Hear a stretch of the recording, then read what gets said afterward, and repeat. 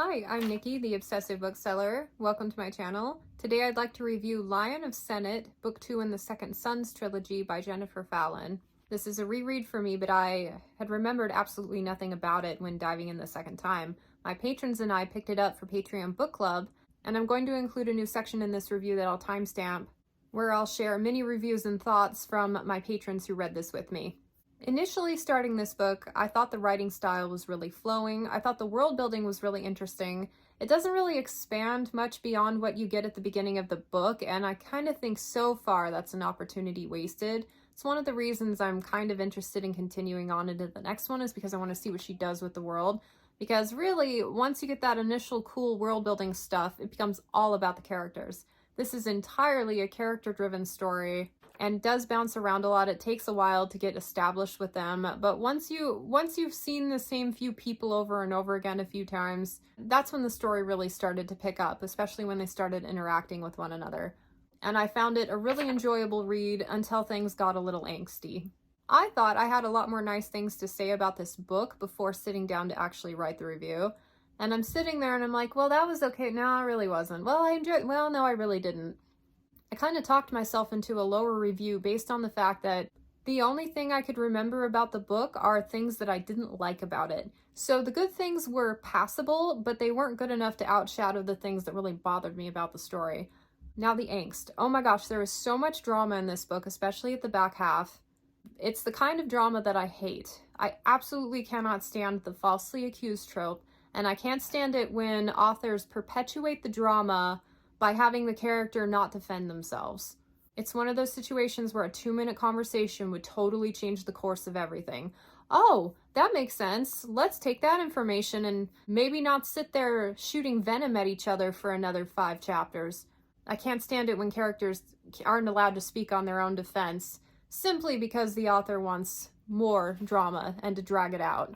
In fact, I got to the end of this book and I was like, oh yeah, that feeling of frustration and like rage for how much I hate that writing tool was the reason I didn't continue with the next one right away.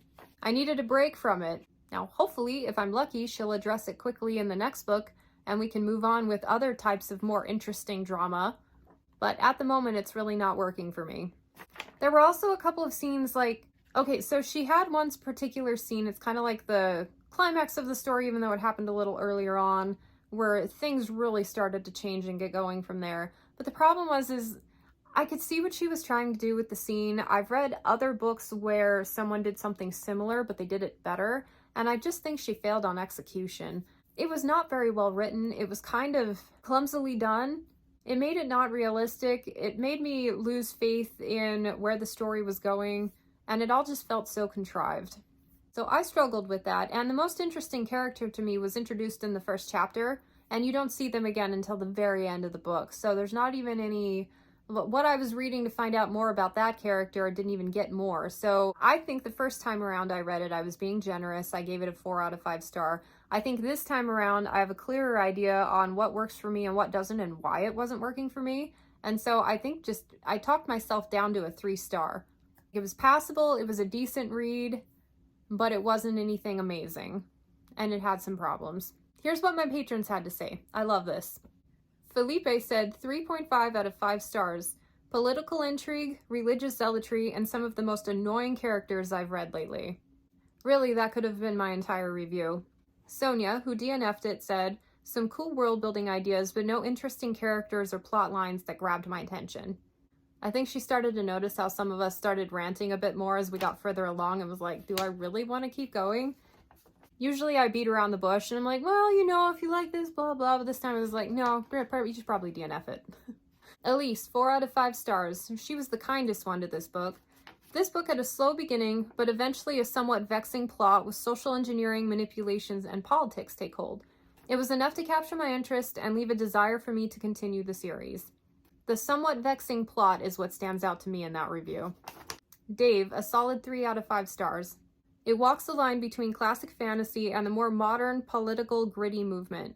And while it does stumble on a few occasions, the book manages to be a fun read, even if it fails to leave any lasting impressions on the fantasy genre as a whole.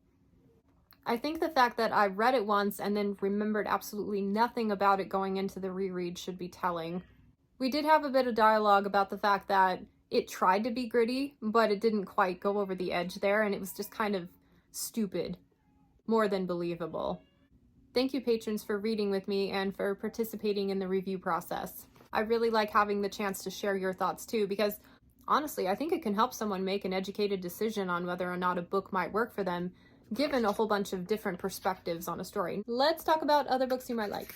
For starters, if you want to read Jennifer Fallon, don't start with Lion of Senet. Start with Medallion of the Hythrun Chronicles.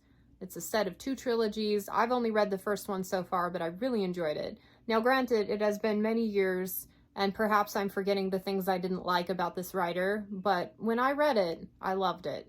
And it definitely didn't leave me feeling icky like Lion of Senet did. And speaking of that grit, if you liked the character focus and the political movings and the drama, but wanted it to be darker and grittier, definitely pick up The Blade Itself by Joe Abercrombie.